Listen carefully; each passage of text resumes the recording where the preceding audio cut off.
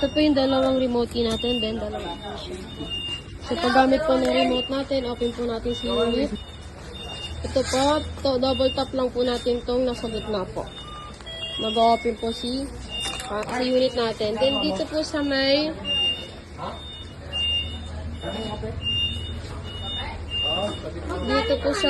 panel board po natin, meron tayo ditong battery bar, battery box na nagiging odometer, then speedometer po niya. Then sa pag-off naman po ng unit natin, unlock lang po. Set ng alarm natin, yung lock. Once mo na magalaw si unit, mag-alarm po yan ng maiksi po. Ayan po. Then, second attempt po na magalaw si unit, dun po natin maririnig yung mahabang alarm. Then, yung mga gulong niyan is nagbe-break po yan. Then, pag po ng alarm natin, unlock lang. Try natin itong isang remote.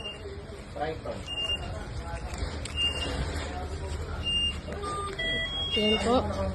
Off, unlock, set ng alarm, lock. Then, pagpapatayin yung alarm, unlock lang. Ignition key natin, ito po ignition key natin. Dito lang po sa may right po. Ayan. Then, twist po pataas. Then, dito sa may right natin, throttle. Front brake po. D for drive, R for reverse. Reverse natin, normal lang namin marinig yung ganyang tunog. Then, speed selector natin, 1, 2, 3.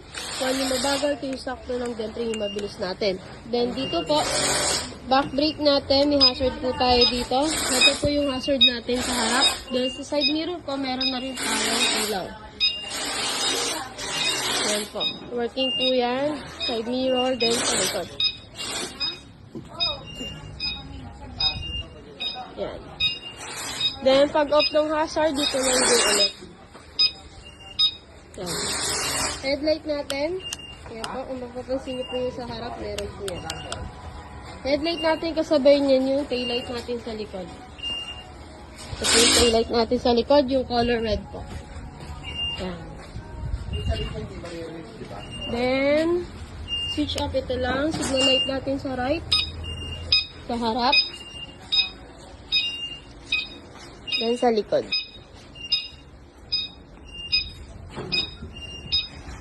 Left. Yan, meron this side mirror, then sa likod natin.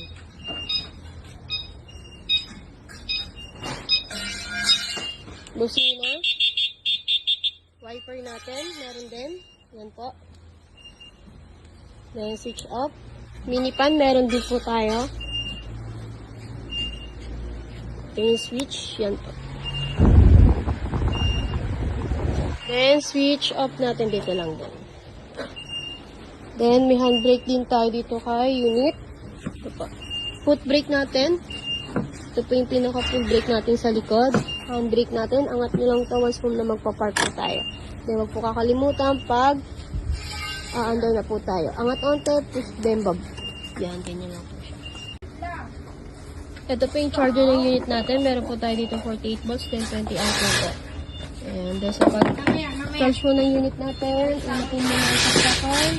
Unit po muna. Then, dapat po maayos po yung pagkakasaksak po ng charger natin.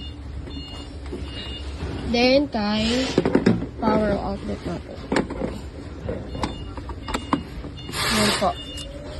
Once po na nag-blink po itong green light, ibig sabihin po nag-charge po yung battery natin. Then, itong red na yan, sa power lang po siya ng ating charger. Then, may pan-indicator po yan dito. Nakaramdam na kayo dyan hangin onte. Para maiwasan din po natin yung overheat ng ating charger po habang nasa-charge. Then, sa pagtanggal naman po ng charger kay unit, una naman po sa power natin, then kay unit po. Ganito po sample ko, once po na po siya po yung battery natin. Yan pong green na yan, mag-i-stop na po siya ng ganyan po. Then, remind ko lang po sa charger natin, pakiwasan man po nagmabasa para may iwasan po yung pagkasira agad. Then, sa pag-charge naman po ng unit natin, halimbawa na galing gamit po siya, kailangan po mo, then ito-charge po, kailangan nyo po muna siyang ipahinga na 30 minutes to 1 hour po. Then, pagtapos naman po mag-charge, then gagamitin si unit, ganun din po ang gagawin natin. Kailangan po siya ipahinga ng 30 minutes to 1 hour po.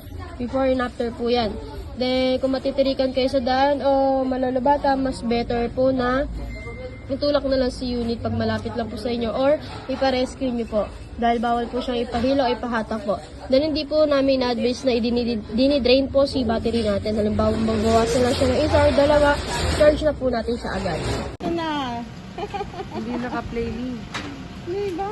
Ayan. So, 4 hours yan. Yan pa lang. After 4 hours of waiting.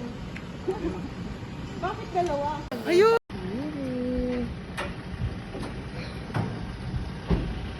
Sige, demo naman niya eh. Demo naman po namin. Miss na is so excited.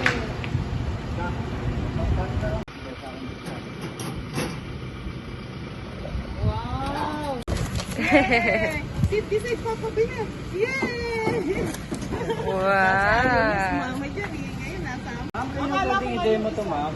Ha? Kayo na po pwedeng i-demo. Ayan, dahan, dali. Hindi na pong i-demo ko. Demo habang Rick. Ano Oh. po, Oh, nakaterno. wala po alarm. Sampin na.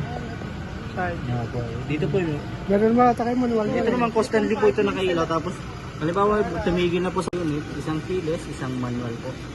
Once na gamitin niyo po yung keyless, double tap lang yung gitnang icon, mag-open na po siya. Once na gamitin niyo po yung keyless, hindi na po siya pwedeng gamitin ng manual kasi hindi po siya gagaan. Hindi na po siya mamamat. Dito ma'am, ito po yung charger ma'am. Si Jamon, Pag mag-charge po kayo, is lagi po natin unahin natin si unit muna. para Saksak muna sa unit. And then sa ano po, sa Pinakataksakan na sa yun. extension. Bili nga pa nga mo. Magiging tangalan ko. Saan dito? Oo. Thank you. Thank you. Ay, you make it louder. No. I'm facing. Ayan yan. Thank you so much, Eric J. Corpus. Love you.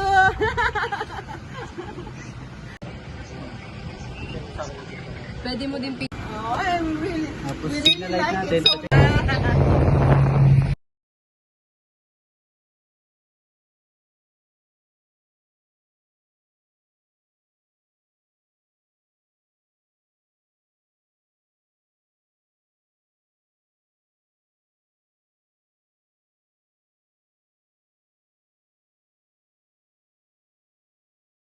Yes.